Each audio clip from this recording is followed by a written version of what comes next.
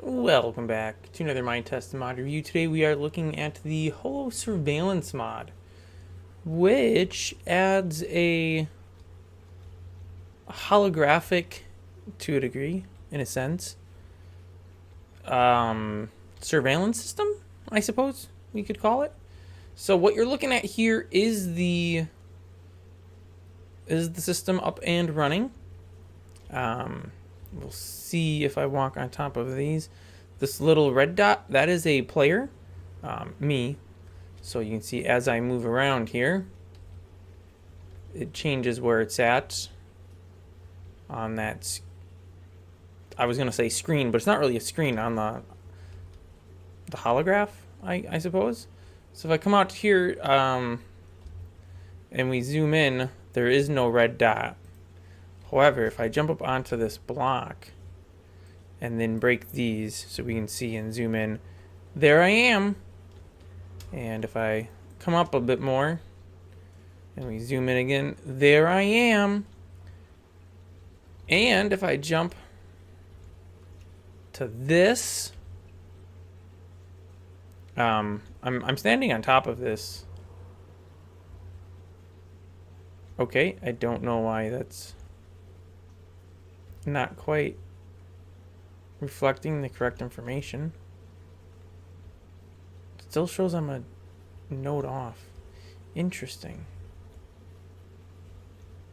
That looks about right. All right, so let's talk about what this is actually doing here. We have, I don't know why this one's still toggled on. I don't know how to make it go away. I don't know which one it is.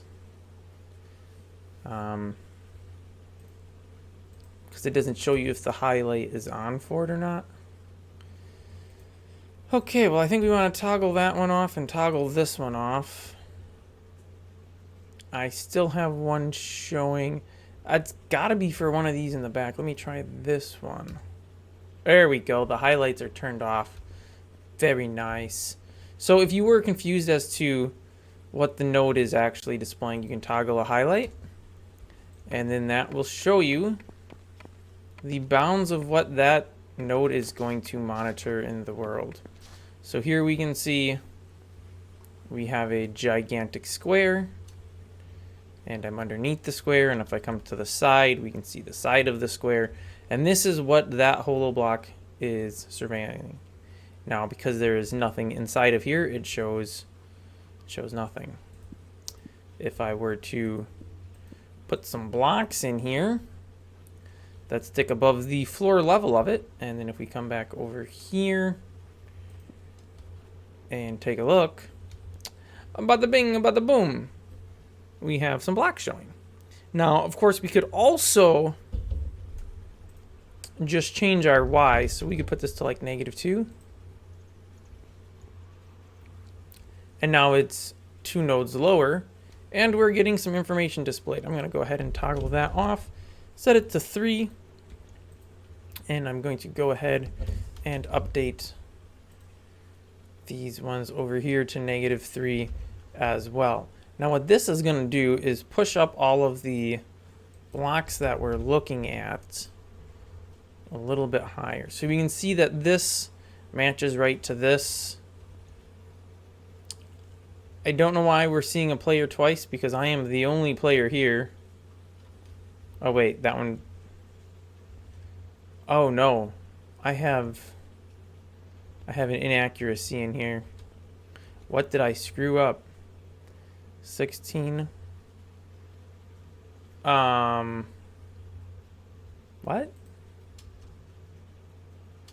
What have I done wrong? Y is up and down. So if this is at 0 and -3, it should be at 16 and -3.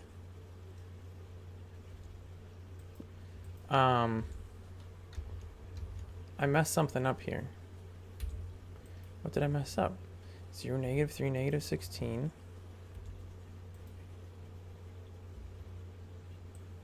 This should be -3 on this. This one should be -3.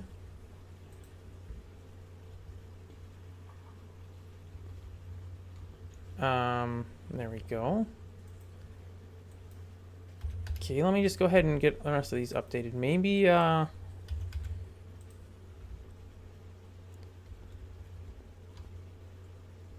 maybe, I don't know. There's something definitely amiss there. Because this terrain that this player shows they're on is not the same as this. Something's borked. I don't know what. But I think I have everything done right. So if we look over here, our terrain should match to the terrain here. So we can see the terrain. I don't really know what this block is. I think it's this one right here. So if I break it, yep. And I also accidentally put a hole in the floor there, so I'll patch that. Now you will notice that, like right over here, it's only showing the top, even though there's material underneath it. So if we can position ourselves such a way that we can see both, not really. Okay. Well, if I build this,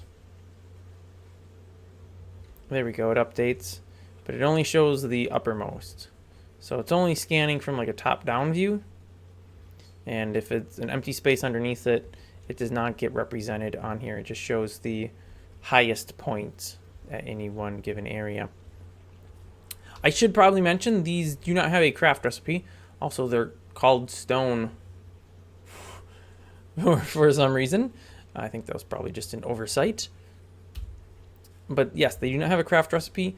They do seem to create just a little bit of lag. Like,